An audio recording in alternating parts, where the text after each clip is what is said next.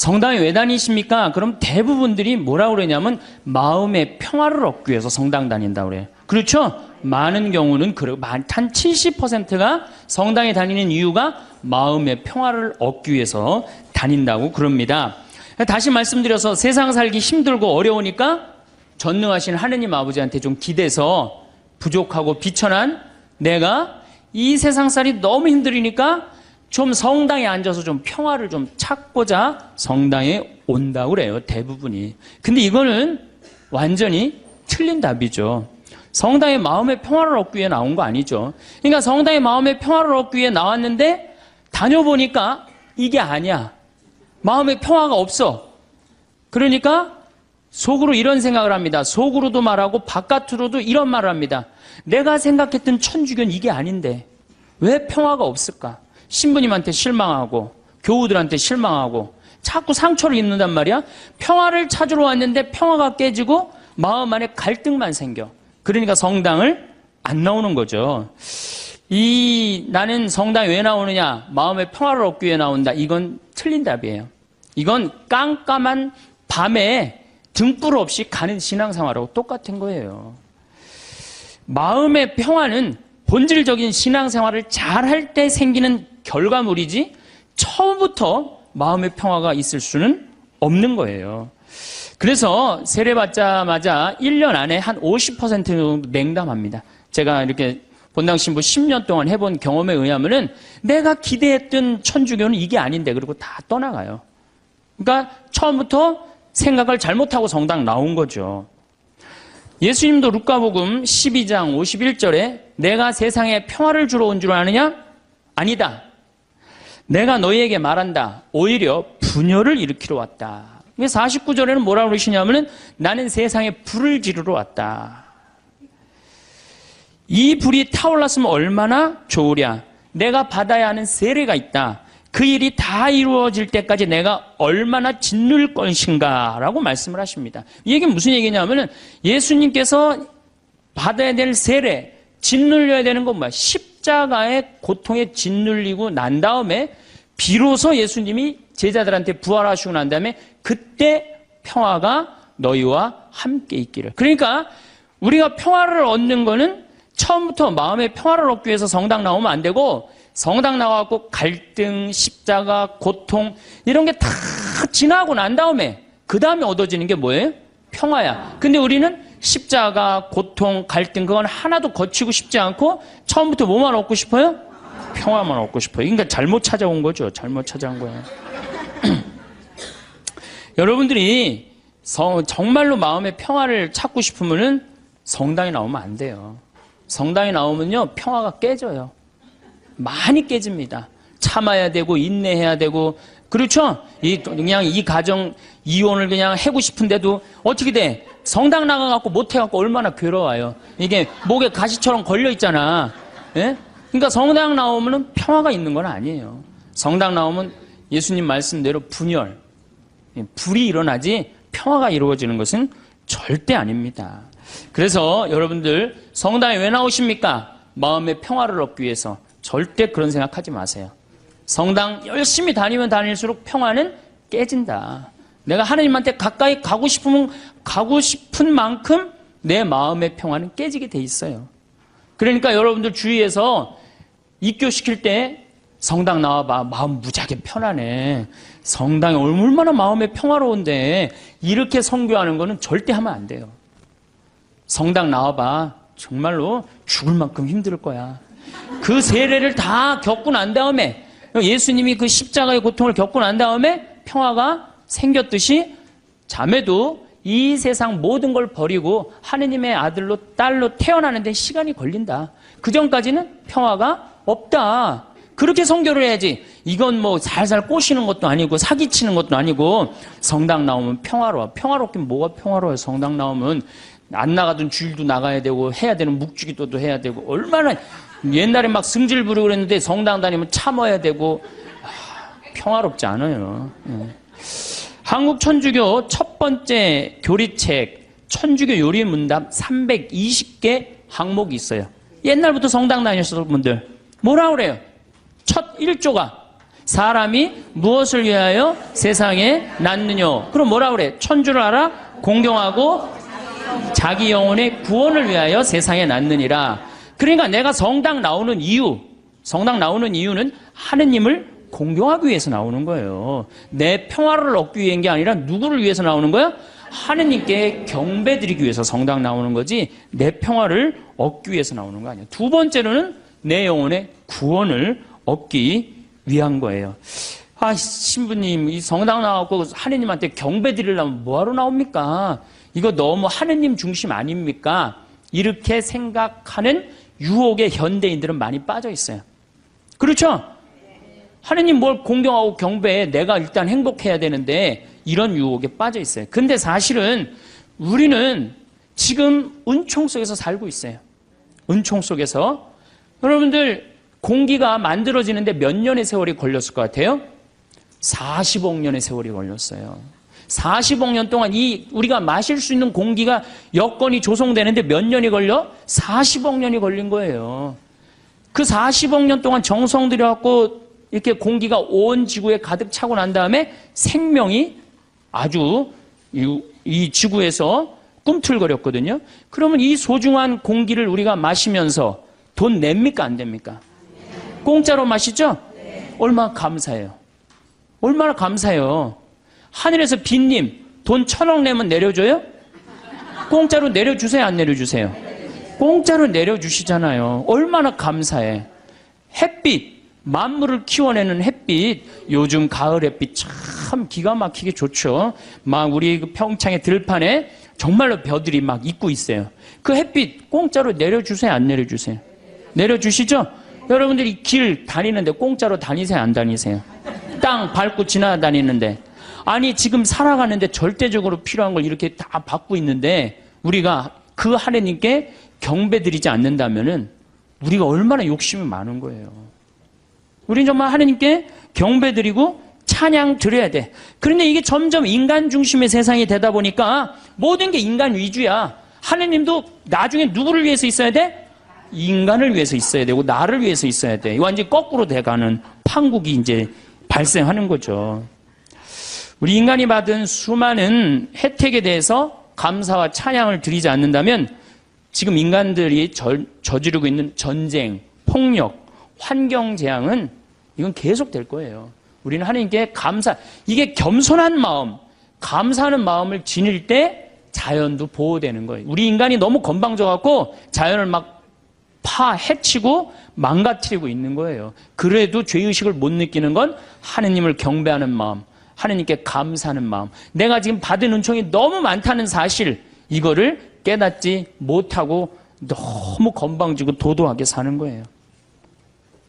그런데 천주교 교우들이 하느님을 믿는 이유가 감사와 찬양을 드리기 위해 믿는 게 아니고 마음의 평화를 얻기 위해 믿는다면 결국 하느님도 내 마음의 평화를 위해서 있어 주어야 하는 존재로 전락하는 거예요. 그야말로 전락하는 거예요. 하느님이. 내가 하느님을 믿었는데 평화가 오기는커녕 가정에 분열이 일어나고 성당 다니는 삶이 자꾸 의무감으로 바뀌어요. 자꾸 의무감으로 바뀌어. 그래서 주일 미사도 이게 자꾸 걸려. 그냥 나가기 싫은데 억지로 나가는 경우가 있어요. 그렇죠? 여러분 그런 경우 많죠? 오늘은 너무 나가기 싫고 좀 집에서 쉬고 싶은데 주일 미사를 또 안 나가면 고해성사 봐야 되니까 이놈의 거.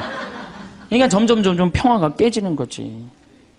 그리고 이 천주교는 내 마음의 평화를 얻기 위한 거니까 내가 하느님한테 뭘 감사드리고 찬양드리기보다는 어떻게 하느냐면 자꾸 달라고 그래요. 이걸 주시고 저걸 주시고 맨날 뭘 이렇게 달라고 그래. 뭘 달라고.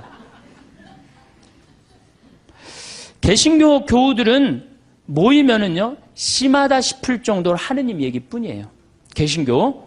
그래서 그분들은 대종상 타면 제일 먼저 누구한테 감사드린다고 그래? 하나님한테 감사드린다고 그러죠. 그렇죠? 그리고 막 같이 메달 따고 그럼 다 같이 모여서 막 무릎 꿇고 기도해야 안 해요? 천주교 교우들 그런 거 봤어요? 나는 한 번도 들어본 적이 없어. 근데 이번에 김경화 선수가 탔고 동메달 따고 성호 거 때문에요. 특이한 천주교 교우예요. 광수현 선수 이후로 다시 탄생한 특이한 천주교 교우들이에요.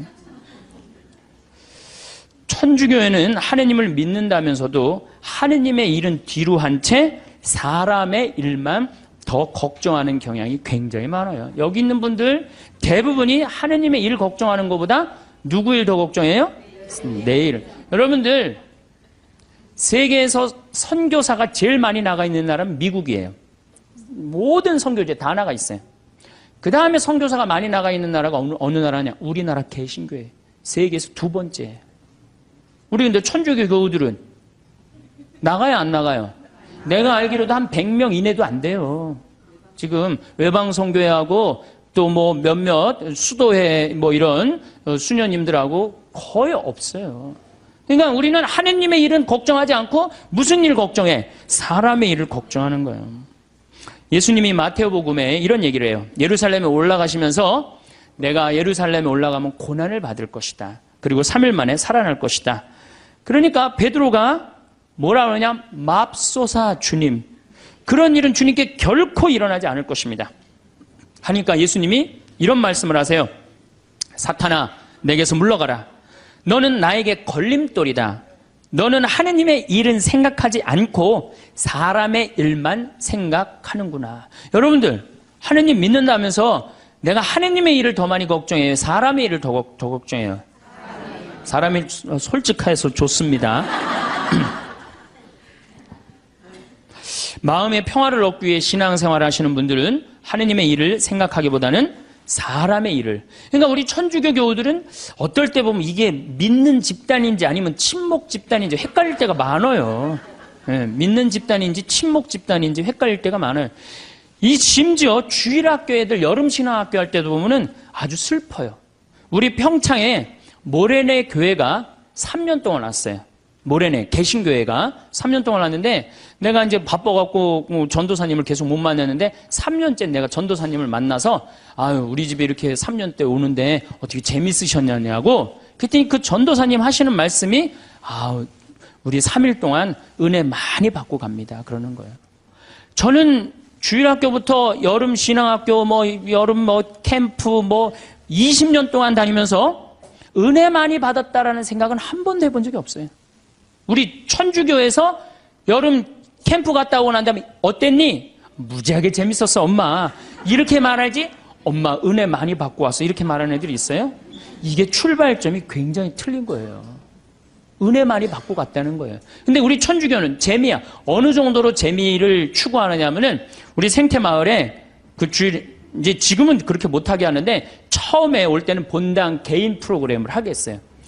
오늘 주일학교 선생님 제일 먼저 찾는 게 무덤 어디 있냐는 거. 무덤. 우린 무덤이 굉장히 많거든요. 뒤에. 무덤 저기 뒤에 무지하게 많다고. 왜 그러느냐고 그러니까 귀신놀이 하려고 그런다는 거예요. 귀신놀이. 담력 테스트 한다는 거예요.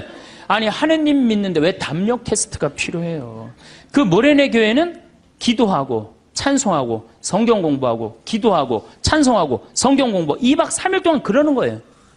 그러니까 은혜 많이 받고 갔다는 얘기가 나오지. 근데 우리는 담력 테스트, 그것도 귀신놀이.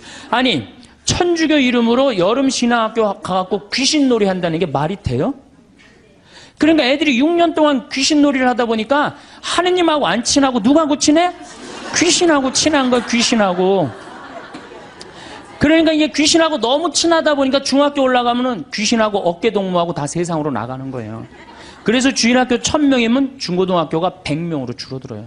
900명은 귀신놀이를 너무 해갖고 하느님보다 귀신이 더 마음에 드는 거야. 귀신한테 꼬여갖고 나가는 거예요. 우리가 그 단순한 그거 하나만 하더라도 얼마나 하느님 얘기를 하지 않고 사느냐. 그거 느낄 수 있어요. 캠프라는 것은 자연 안에서 텐트를 치고 노는 걸 캠프라고 그래요.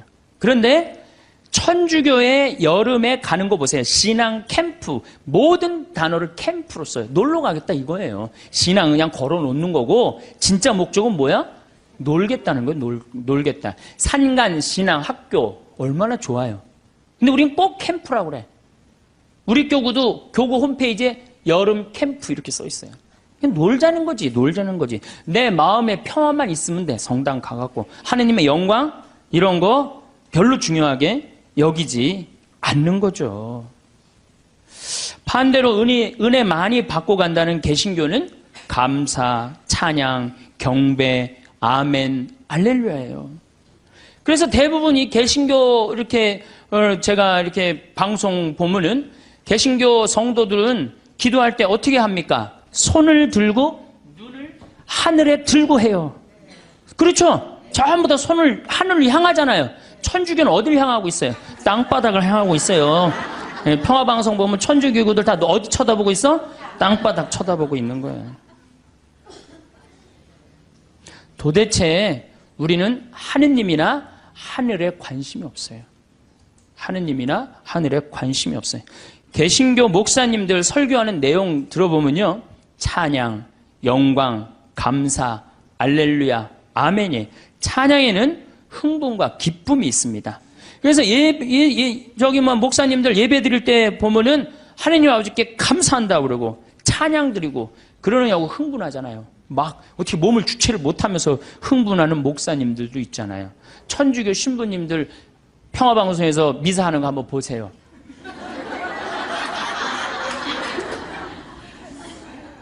우리 천주교는 신부님부터 교우들까지 전부 우리 기본 컨셉이에요. 우리는 기쁘면 안 돼. 그래서 가톨릭 전례를 보면 전부 다 무거워요. 무겁고 우울하고. 찬양보다는 회개하고 반성하는 분위기가 훨씬 커요.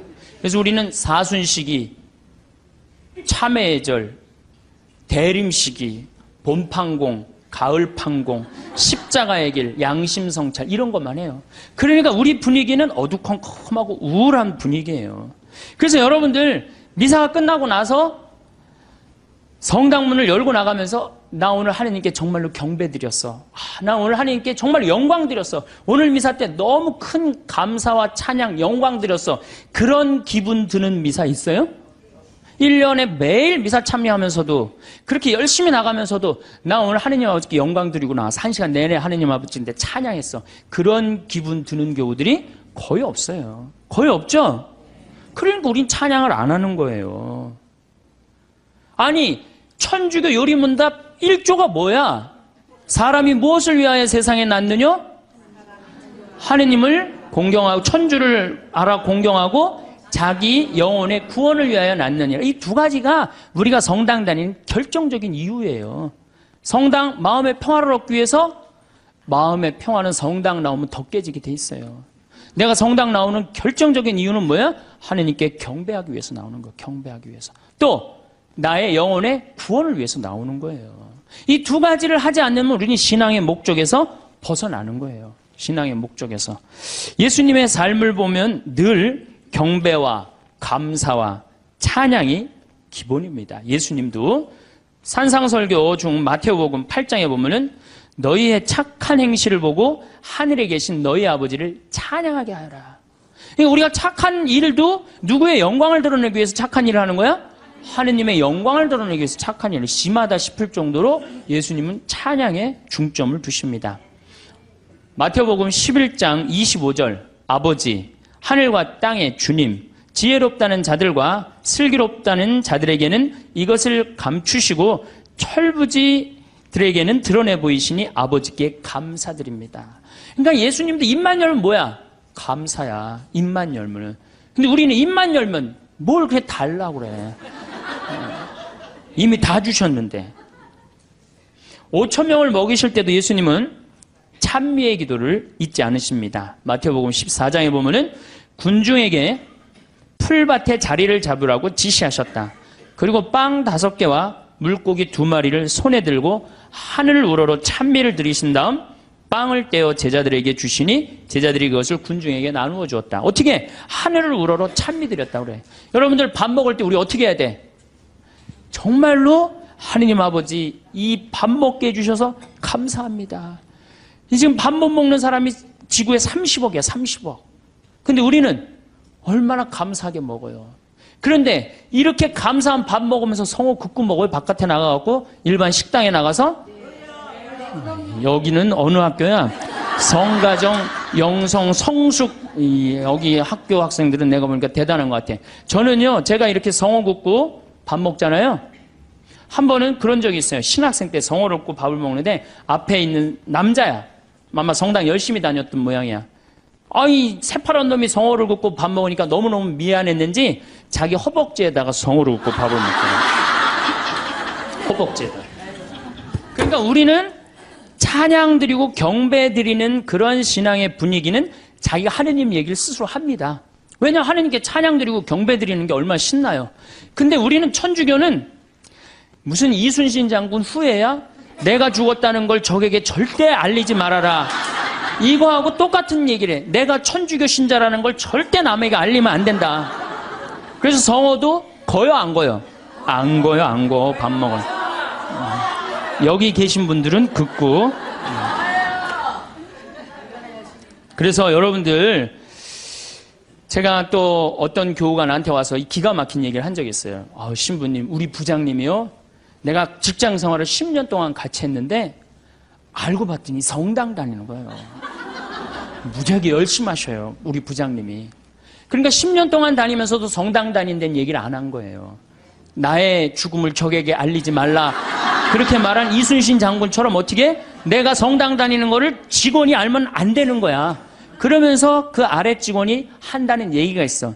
천주교 신자 뭐가 틀려도 틀리다고. 내가 아무리 열심히 해도 그 성호도 안 굽고. 그게 무슨 신앙이에요. 신앙은 드러내는 거예요. 드러내는 게 곧 선교가 되는 거고. 근데 우리는 항상 오그라들어요. 항상. 예수님은 율법서에서 가장 큰 계명이 무엇이냐고 묻는 율법 교사에게 당연히 이렇게 말씀하십니다. 내 마음을 다하고 내 목숨을 다하고 내 정신을 다하여 주 너의 하느님을 사랑해야 한다. 이것이 가장 크고 첫째가는 계명이다. 그러니까 우리가 성당 나오는 이유가 뭐냐? 마음의 평화를 얻기 위해서? 아니라는 거예요. 그럼 마음의 평화를 얻기 위해서 성당 나오는 게 아니라 뭐하러 나오는 거예요? 하느님께 경배드리기 위해서 나오는 거예요. 왜? 하느님께 받은 은혜가 너무 많으니까. 얼마나 우리가 많은 은혜를 받았어요 지금. 우리는 받은 은혜가 999가지야. 그 999가지를 정말로 감사드리고 찬양드리기도 바쁜데 못 받은 거 하나 달라고. 참, 그것도 하느님 부담스럽게 묵주기도 9일기도 해가면서 54회씩 매달려가면서 그냥 다 하려고 그러니 얼마나 정말 우리가 한심한 신앙생활을 합니까? 예수님은 죽음 바로 전에 당신 머리에 향유를 부은 여인의 행동을 칭찬하십니다. 어떤 여자가 매우 값진 향유가 된 옥합을 가지고 다가와 식탁에 앉아 계시는 그분 머리에 향유를 부었다. 제자들이 보고 불쾌하며 말하였다. 왜 이렇게 허투루 쓰는가? 저것을 비싸게 팔아 가난한 이들에게 나누어 줄 수도 있을 터인데. 근데 예수님은 이 여인의 행동을 말리지 않습니다. 놔둬라. 이 여인의 오늘 이 행위는 세상 복음 전해지는 끝까지 복음과 함께 전해질 것이다. 그 향유가 200데나리온, 200데나리온. 한 데나리온이 하루 일당이에요. 우리나라 돈으로 이제 하루 일당 한 5만 원으로 따진다면 얼마야? 1,000만 원어치 쏟아부은 거예요. 예수님 머리에 1,000만 원어치 쏟아부은 거예요. 그러면은 우리가 봐도 심하다 싶을죠? 그러니까 제자들이 왜 이렇게 허투루 쓰냐? 이거 가난한 사람한테 나누어 줄 수도 있는데. 그런데 정작 예수님이 거절하십니까? 안 거절하십니까? 거절하지 않으세요. 우리가 하느님께 바치는 건 최고여야 돼. 끄트머리가 아니고. 그래서 아닌 말로 교무금도 우리가 미루다 11월 달 그것도 성탄절날 그냥 그날 내는 분들도 많아요. 그러니까 우리가 하느님께 맨 뒤로 가고 세상 일이 제일 먼저가 되는 거예요. 우선 내 문제 해결하고 난 다음에 그 다음에 하느님은 나중에 봐도 되니까. 하느님께 첫 번째 맛배를 드려야 되는데 우리는 항상 맨 끝에 일단 내 마음의 평화가 더 중요한 거예요. 내가 마음이 평화로우면 그때, 많이 평화로우면 그때 내고, 그때 안 평화로우면 안 내. 안 내도 되는 거예요. 성찬례를 봐도 예수님은 하느님께 얼마나 애절하게 감사 기도를 드렸는지 알 수 있습니다. 스스로 원하신 순환이 다가오자 예수께서는 빵을 들고 감사를 드리신다. 항상 감사하는 거 잊지 않으셨어요. 찬양하는 거 잊지 않으셨어요. 쪼개어 제자들에게 주시며 말씀하셨다. 또 이어 잔을 들어 다시 감사를 드리신 다음 제자들에게 말씀하셨다. 그러니까 예수님도 입만 열면 뭐 하셨어요? 감사하고 찬양했단 말이야. 근데 우리도 어떻게 해야 돼? 입만 열면 어떻게 해야 돼? 감사하고 찬양해야 되는데 사실은 그런 신앙생활을 하기란 우리가 방향을 잘못 잡았기 때문에 별로 없어요. 요즘 조금 분위기가 그래도 천주교가 감사, 찬양의 분위기가 그래도 조금 살아나요. 요즘 천주교가. 그래서 요즘 그런 면에서는 제가 정말 우리 천주교가 제대로 가고 있구나 그런 생각이 듭니다. 저는 우리가 얼마나 많은 은혜를 받았느냐 하면은 여러분들 지금 눈 두 개 여기 계신 분들만 제가 눈 두 개 달려있는 거 감사해 안 감사해? 걔는 하얀색하고 까만색밖에 못 봐요. 걔는. 근데 우리는 눈 두 개가 달려갖고 총천연색 다 보잖아요. 그렇죠? 실록도 보고 도봉산도 보고 얼마 파란 하늘도 보고 안개도 보고 이게 얼마나 감사한 일이야. 또 다리 두 개 달려갖고 인천에서 의정부에서 수원에서 명동까지 걸어왔잖아요. 얼마나 감사해요. 다리 두 개 내가 걸어 다닐 수 있다는 게. 나무는 한 번 심겨지면은 옮겨갈 수 있어요, 없어요? 옮겨갈 수가 없어요. 근데 우리는 두 다리, 두 눈으로 온 데 다 다니고 얼마나 감사해. 뭘 또 더 바란다고 맨날 이렇게 달라고 그래요. 이미 하느님이 다 주셨는데. 하느님이 다 주셨어요. 그러니까 사실 우리는 매일 감사하고 매일 찬양 드려도 우리는 부족해요. 내가 숨 쉬는 거 5분만 안 쉬어도 살아요, 죽어요? 죽어요. 그런데 이 온 세상에 하느님의 기운이 꽉 차 있어. 하느님의 생명이 꽉 차 있어. 그걸 내가 지금 마시고 사는데 얼마나 은혜롭고 얼마나 감사해요. 그러니까 우리는 입만 열면 뭐 해야 돼? 제가 다른 기도는 못해도 그 기도 하나는 기가 막혀요. 감사기도. 아침에 일어나갖고 평창에 그 산에 쫙 운무, 그러니까 이 물안개가 쫙 얼마나 아름다워. 하느님 너무너무 감사합니다. 공기가요 정말로 달아요. 달아. 그냥 공기가 쫙 하면 하느님 너무너무 감사합니다. 또 밤에 어제도 밤에 빗님이 쫙 오시고 난 다음에 하늘이 맑아갖고 별이 딱 떴는데요. 얼마나 예쁜지 거기는 제가 이제 사무실에서 나는 토담집에서 사는데 토담집으로 내려올 때 내 다리도 안 보여. 깜깜해갖고. 내 다리도 안 보여요. 얼마나 깜깜한지. 근데 하늘의 별이 얼마나 영롱한지 몰라요. 요즘 목성이 얼마나 반짝반짝 거리는지 몰라요. 그 목성을 보고 얼마나 감사해요. 그러니까 저는 매일 감사해요. 그 기도 하나 내가 확실하게 해요. 그래서 저도 입만 열면 하루에 한 5번씩 감사하다 그래요. 감사합니다. 특별히 맛있는 거. 우리 밭에서 그냥 다 뜯어 먹거든요. 가지, 오이, 뭐 토마토, 상추, 치커리, 뭐 그다음에 이제 무 나오면 또 그 먹으면 얼마나 맛있어요. 감사해요. 뭐 바랄 게 뭐 있어.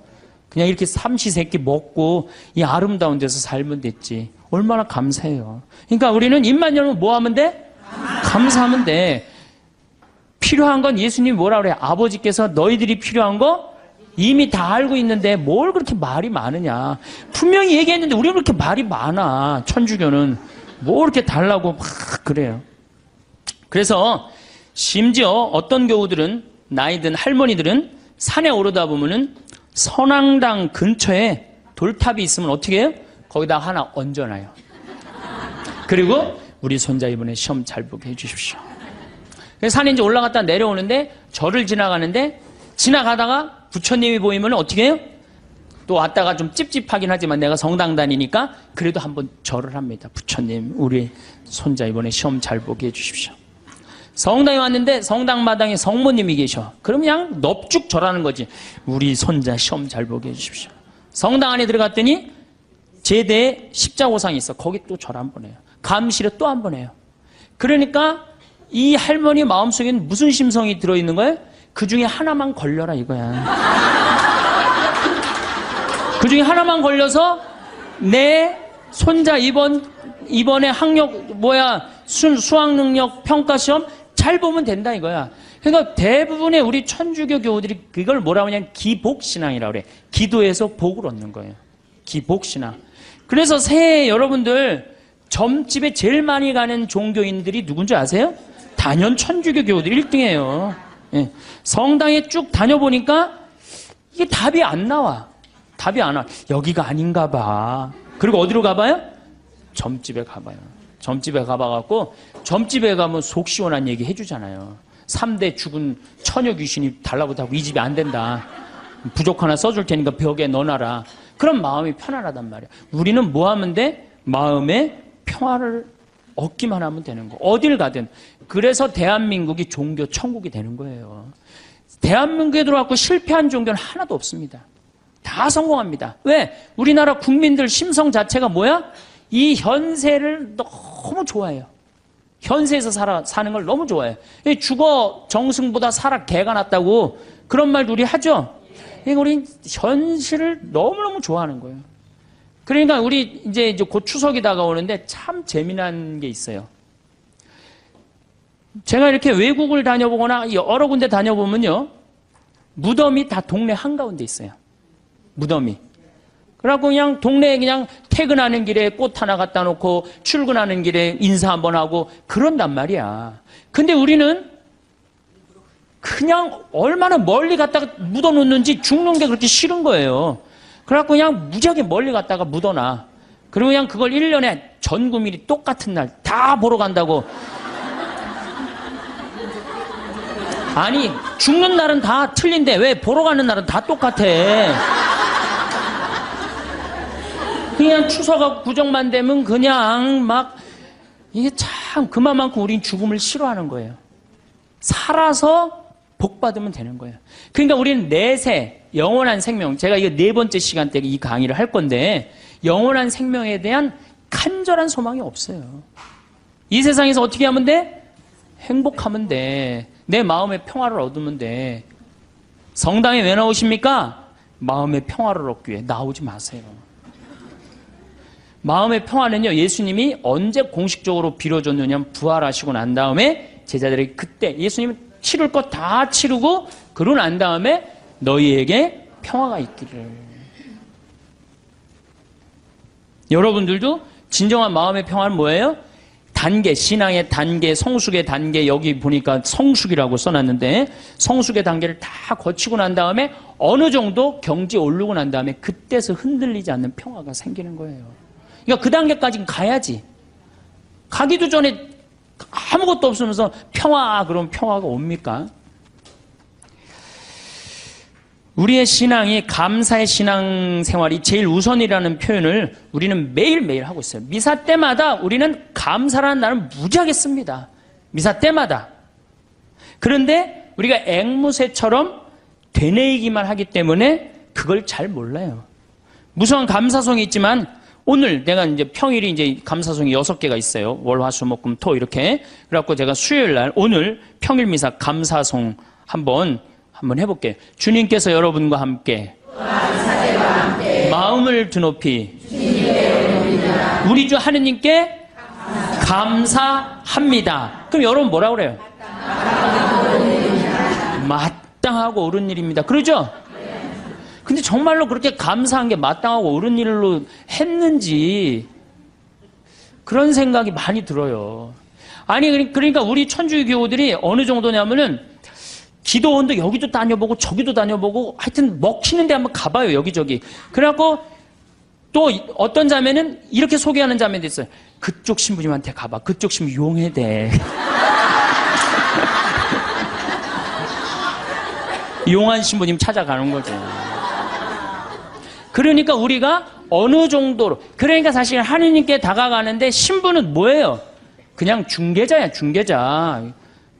정말로 나는 누구를 만나면 돼? 하느님을 만나면 돼요. 근데 누가 용해다 그러고 전리 가보라 그러고 전리 가보라 그러고. 그러니까 우리 교우들이 그만큼 신앙생활을 하는데 잘못하고 있는 거죠. 잘못하고 있는 거죠. 우린 정말 하느님께 찬양드리기 위해서, 하느님께 감사드리기 위해서 여러분들 하느님 믿는 거예요. 다른 이유 하나도 없어요. 천주교 요리문답 1조가 뭐야? 사람이 무엇을 위하여 낳느냐? 천주를 알아 공경하고 자기 구원을 위하여 낳느니라. 저는 그건 맞는 얘기 같아요. 그 다음 얘기는 더 기가 막혀요. 거룩하신 신부가 이제 혼자 하는 거야. 거룩하신 아버지, 전능하시고 영원하신 주 하느님, 언제나 어디서나 아버지께 감사함이, 언제나 어디서나 아버지께 감사함이 나오죠? 참으로 마땅하고 옳은 일이며 저희 도리요 구원의 길이옵니다. 기가 막힌 기도문을 우리가 매일 외우고 있어요. 매일 마땅하고 옳은 일이라고 맨날 그래. 마땅하고 옳은 일이라고 뭐 하는 게? 감사드리는 게, 찬양 드리는 게, 그리고 그게 내 구원의 길이라고 얘기를 해요. 기가 막힌 기도문을 하면서도 이게 뭐 무슨 얘기를 하는 건지 그냥 딴 생각하고 앉아 있는 거죠. 그 시간 뭐 감사송이 오늘 뭔지 무슨 내용을 신부님이 했는지 그것도 모르는 경우도 참 많아요. 아버지께서는 사랑하시는 아드님을 통하여 인류를 창조하셨듯이 또한 인자로이 인류를 구원하셨나이다. 그러므로 창조된 만물이 마땅히 주님을 섬기고요. 굉장히 중요한 얘기예요. 창조된 만물이 마땅히 주님을 섬긴다는 거예요. 우린 창조됐어요? 안 됐어요? 우린 창조됐어요. 그러니까 당연히 어떻게 해야 돼? 주님을 찬미하고 하느님을 주인으로 모시고 살아야 돼요. 그런데 제가 가만히 이렇게 생각해 보니까 하느님하고 우리하고 입장이 바뀌었어. 누가 종이냐 하면 하느님이 종이고 누가 주인이 돼? 내가 주인이야. 왜 이렇게 시키는 게 많아? 이거 해주시고 저거 해주시고. 내가 기도를 하면서 하느님의 뜻을 들어야 되는데 누가 내 뜻을 들어야 돼? 내 하느님이 내 뜻을 들어야 돼. 헌금이나 많이 하면서 또 시키면 몰라. 딸랑 1,000원 해갖고 그냥 300원어치는 우리 아이 이번에 시험 잘 보게 해주시고 300원어치는 우리 아파트값 뛰게 해주고 나머지 400원어치는 우리 남편 절대 직장에서 안 떨어지게 해주시옵소서 하고 1,000원 딱 낸단 말이야.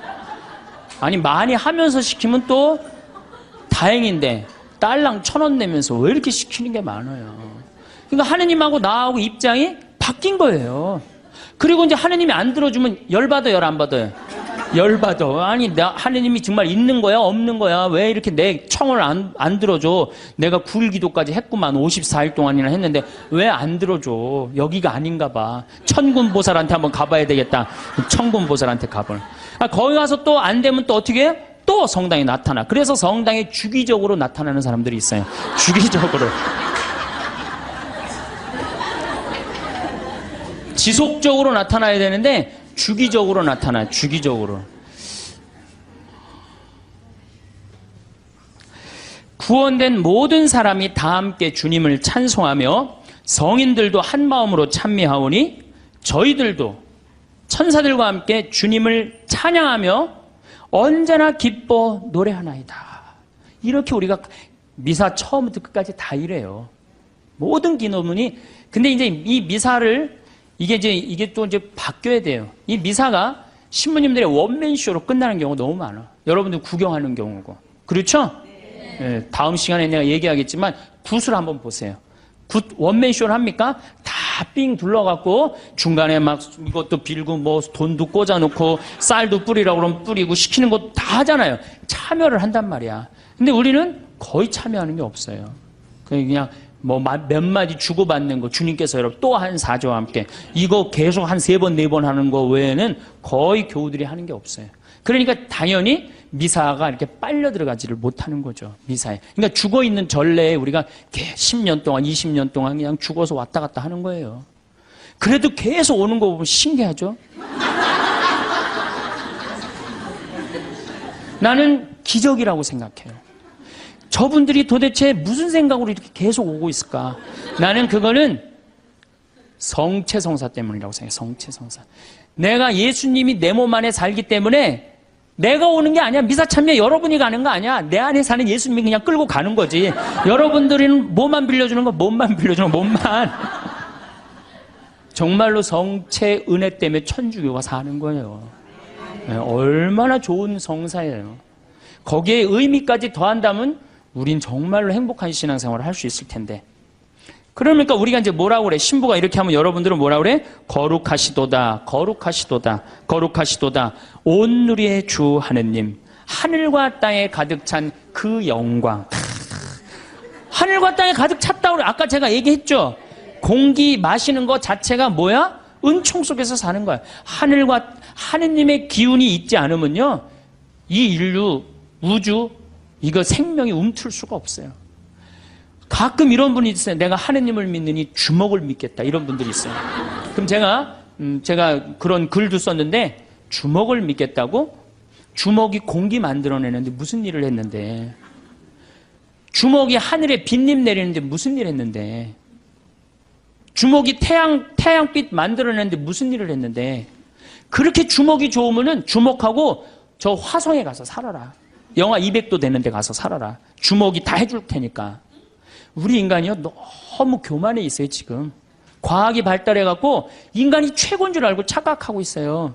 우리는 한순간도 하느님의 은총이 없으면 우리는 한순간도 못 살아요. 그래서 여기 뭐라 그래? 온 누리의 주 하느님, 하늘과 땅에 가득 찬 그 영광.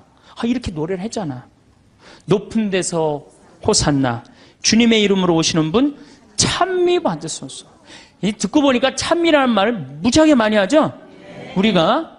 그런데도 우리가 죽어있는 전례에 참여를 하다 보니까 정말로 찬미하는 기분, 찬양하는 그런 기분이 안 들어요. 그러면은 도대체 어떻게 하느님께 경배 드려야 되느냐? 이거는 춤을 춰야 돼, 하느님 앞에서. 우리가 하느님께 춤을 춰드려야지 경배하는 거예요. 근데 우리 춤 춰요, 안 춰요? 아까 보니까 막 추대 보니까. 근데 미사 때 춤 춰요, 안 춰요? 우리 주 전례는 미사예요. 미사 때 춤 안 추죠. 그렇죠? 하나님 기쁘게 해드리지 않는 거예요. 성가 잘해요, 못해요? 솔직히 성가, 내가 다음 시간에 이제 성가 얘기하겠지만은 성가, 이거 장송곡 안 되면 다행이에요. 요즘 또 이제 순교자 성월이라 또 이제 더 청승을 떨면서 더 부르지. 그 다음에 시편. 여러분들 시편 외우는 거 내가 답답할 때 한두 개 정도 탁 나오는 시편 있을까요? 우리 천주교교들. 그래. 여긴 성숙 학교라 확실히 많이 틀린 것 같아. 정말 우리 시편도 제대로 외우는 거 없어요. 시편도. 그럼 그림이라도 하느님을 찬미드려야 되는데 그나마 천주교가 제일 잘하는 게 이 그림이에요. 살아온 날들을 조용히 펼쳐봅니다. 마치 오래된 앨범을 넘기듯 기억의 페이지들을 한 장 한 장 넘겨봅니다. 그 안에는 햇살처럼 눈부셨던 날들도 있고 폭풍우처럼 쉬었던 밤들도 있습니다. 수많은 만남과 헤어짐, 기쁨과 슬픔이 켜켜이 쌓여 지금의 우리를 만들었습니다. 이제 황혼의 문턱에서 가만히 숨을 고르며 우리 마음이 진정으로 원하는 것이 무엇인지 스스로에게 물어봅니다. 많은 이들이 마음의 평화라고 답할 것입니다. 시끄러운 세상의 소음에서 벗어나 내 안의 작은 방에 고요히 머물고 싶은 마음입니다. 평생을 분주하게 일한 일꾼이 저녁이 되어 안락의자에 깊이 몸을 기대는 것과 같습니다. 그동안 짊어졌던 무거운 짐들, 마음속에 응어리진 상처들을 내려놓고 아무런 방해도 없는 평온을 누리고 싶어 합니다. 그래서 우리는 성당으로, 교회로, 혹은 안온한 법당으로 발걸음을 옮기는 것인지도 모릅니다. 그곳에 엄숙하고 경건한 분위기 속에 내 복잡한 마음을 잠시 맡겨두고 싶기 때문입니다. 그곳에 가면 내 지친 영혼이 쉴 수 있는 작은 틈을 찾을 수 있으리라는 기대를 품고서 말입니다. 그런데 이상한 일입니다. 그토록 원하던 평화를 찾아 나선 길 위에서 우리는 종종 더 큰 마음의 폭풍우를 만나기도 합니다. 평화를 얻기는커녕 오히려 없던 갈등이 생기고 사람에게 상처받고 이해할 수 없는 일들 앞에서 속을 끓이기도 합니다. 또한 마음 한구석의 돌덩이처럼 자리 잡은 오랜 미움이나 깊은 후회가 우리의 발목을 잡습니다. 용서하지 못한 사람, 용서받지 못한 내 자신의 모습이 기도의 길을 가로막습니다. 마음밭이 이처럼 단단한 돌들로 가득 차 있으니 평화의 씨앗이 뿌리내릴 자리가 없습니다. 심지어 신의 존재에 대해 의심이 들기도 합니다. 정말 계신다면 왜 내 삶은 이리도 힘든가 하는 물음이 솟아오릅니다. 마치 시원한 샘물을 찾아 깊은 산속에 들어갔는데 길을 잃고 엉뚱한 곳에서 헤매는 것과 같습니다. 그래서 우리는 쉽게 실망하고 주저앉습니다. 이곳에도 내가 찾던 평화는 없구나 하며 쓸쓸히 발걸음을 돌리기도 합니다. 어쩌면 우리는 처음부터 가장 중요한 순서를 놓치고 있었던 것은 아닐까요? 마음의 평화라는 열매는 우리가 원한다고 해서 하루아침에 가질 수 있는 것이 아닌지도 모릅니다. 그것은 길고 긴 인내의 시간을 거친 후에야 뒤로서 얻게 되는 귀한 선물과 같습니다. 농부가 봄에 씨앗을 심고 뜨거운 여름 내내 땀 흘려 가꾸어야 가을에 풍성한 수확을 하는 것처럼 말입니다. 평화는 믿음의 시작이 아니라 정성스럽고 진실한 과정 끝에 우리를 찾아오는 마지막 손님일 수 있습니다. 그렇다면 그 기나긴 과정의 첫걸음은 무엇이 되어야 할까요? 우리는 왜 굳이 믿음의 길을 걸어가야 하는 것일까요? 그 시작은 무언가를 얻기 위해서가 아니라 이미 받은 것에 감사하기 위해서가 되어야 하지 않을까 조심스럽게 생각해 봅니다. 잠시 하던 일을 멈추고 우리 주위를 둘러봅니다. 오늘 아침 잠에서 깨어 눈을 떴습니다. 숨을 깊게 들이마시니 신선한 공기가 폐부 깊숙이 들어옵니다. 창밖에는 어제와 같은 태양이 떠올라 세상을 환하게 비춥니다. 길가의 이름 모를 들풀한 포기도 밤사이 꿋꿋하게 자라났습니다. 손주 녀석의 작은 손을 잡았을 때 전해지던 따스한 온기, 친구가 건네준 따뜻한 차 한 잔의 향기, 이 모든 것들 너무나 당연하게 우리 곁에 있어서 한 번도 이것이 얼마나 큰 선물인지 헤아려 본 적이 없는 것들입니다. 이 헤아릴 수 없이 많은 선물을 누가 우리에게 주었을까요? 우리는 단 한 푼의 돈도 내지 않고 이 모든 것을 매일 누리며 살아갑니다. 이 거대하고 조용한 사랑 앞에서 우리가 할 수 있는 일은 무엇일까요? 그저 겸손히 고개를 숙여 고맙습니다 하고 마음을 전하는 것. 이 진솔한 감사의 고백이야말로 메마른 우리 영혼에 샘물이 솟아나게 하는 믿음의 첫 씨앗이 아닐까 합니다. 하지만 우리는 감사하기보다 요구하는 데 더 익숙합니다. 우리 마음은 늘 무언가 부족하다고 아우성칩니다. 그래서 두 손을 모을 때마다 끊임없이 무언가를 달라고 간청합니다. 건강을 주십시오. 재물을 주십시오. 자식들 앞길을 열어주십시오. 물론 사랑하는 이들을 위한 간절한 바람은 소중한 기도입니다. 하지만 우리의 기도가 온통 주십시오로만 채워져 있다면 그 관계는 조금 위태로워 보입니다. 어린 자녀를 한번 생각해 봅니다. 매일 부모에게 장난감을 사달라고 조르기만 하는 아이와 서툰 솜씨로 그린 그림을 부모에게 선물하며 사랑해요라고 말하는 아이가 있습니다. 어떤 아이가 부모의 마음을 더 가득 채울까요? 우리의 믿음도 이와 같습니다. 신을 나의 소원을 들어주는 거대한 해결사 정도로만 여겨서는 안 됩니다. 내가 필요할 때만 찾고 원하는 것을 들어주지 않으면 쉽게 토라지고 원망하는 어린아이의 신앙에서 이제는 벗어나야 합니다. 먼저 받은 것을 헤아리는 어른의 믿음이 필요합니다. 이미 내 손에 쥐어진 수많은 선물을 찬찬히 살펴보는 것이 먼저입니다. 그 감사의 마음이 차고 넘쳐서 저절로 찬양과 경배가 터져 나오는 것. 그것이 바로 참된 신앙의 모습일 것입니다. 이 과정은 서두른다고 되는 것이 아닙니다. 영적인 세계에는 영적인 시간이 흐릅니다.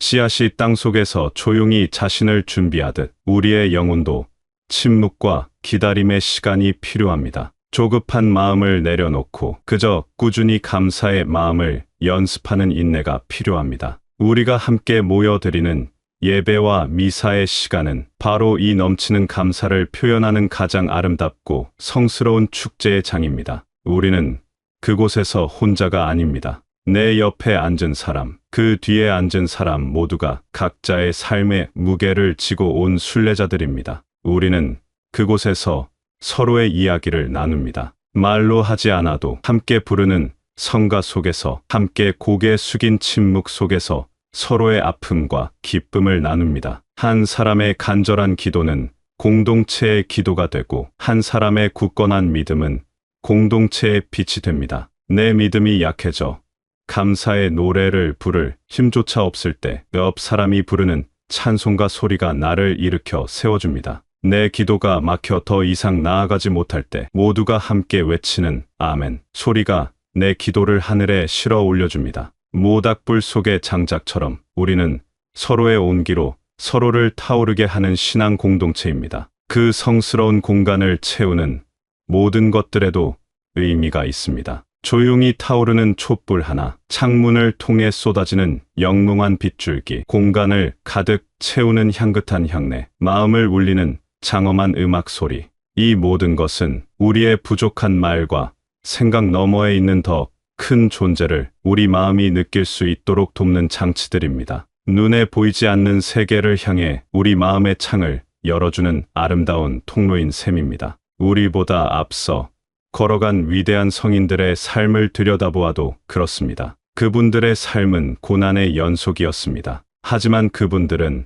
불평하고 원망하기보다 그 고난 속에서도 감사할 이유를 찾아냈습니다. 그리고 언제나 가장 먼저 아버지께 감사와 찬미와 영광을 돌려드렸습니다. 우리 또한 그 모습을 나침반 삼아 따라가야 합니다. 내 삶을 어둡게 만드는 불평의 언어 대신 내 삶을 환하게 밝히는 감사의 언어를 사용해야 합니다. 감사합니다. 이 말은 단순한 입버릇이 아닙니다. 이 말 속에는 나의 삶 전체를 있는 그대로 긍정하고 끌어안는 놀라운 힘이 담겨 있습니다. 감사의 마음을 훈련하는 것은 마치 우리 몸의 근육을 키우는 것과 같습니다. 처음에는 어색하고 힘들지만 매일 꾸준히 반복하다 보면 어느새 마음에도 튼튼한 감사의 근육이 생겨납니다. 아침에 눈을 뜨면 오늘 하루를 선물 받은 것에 감사하고, 밤에 잠자리에 들 때는 오늘 만난 작은 친절에 대해 감사해 보십시오.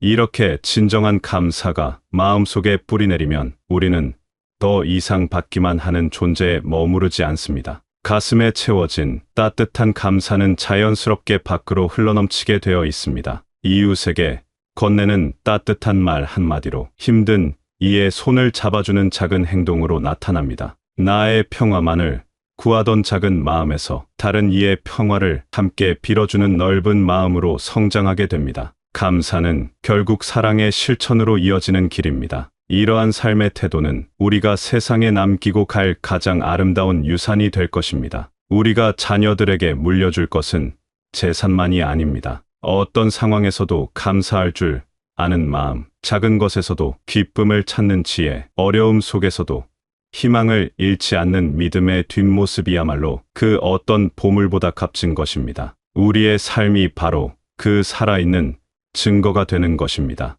그러니 이제 평화를 찾아 밖으로만 헤매지 마십시오. 먼저 내 마음 밭의 돌멩이, 그 용서하지 못한 마음부터 부드럽게 쓰다듬어 주십시오. 그리고 그 자리에 감사의 씨앗을 깊이 심고 인내와 사랑으로 물을 주십시오. 오늘 하루 너무나 당연하게 여겼던 모든 것들을 새로운 눈으로 바라보며 마음 깊이 참 고맙습니다 하고 속삭여 보십시오. 그 따뜻한 감사의 마음이 우리를 진정한 평화의 안식처로 이끌어주는 가장 다정하고 확실한 안내자가 되어줄 것입니다. 평화는 우리가 찾아 헤매는 먼 곳의 보물이 아니라 감사하는 마음 안에 이미 와 있는 고요한 미소이기 때문입니다. 그리고 지금 하루하루를 가쁘게 살아가고 있는 모든 분들께 말씀드립니다. 잠시 멈춰 서서 하늘 한번 올려다볼 여유조차 없는 치열한 오늘을 살고 계실 겁니다. 하지만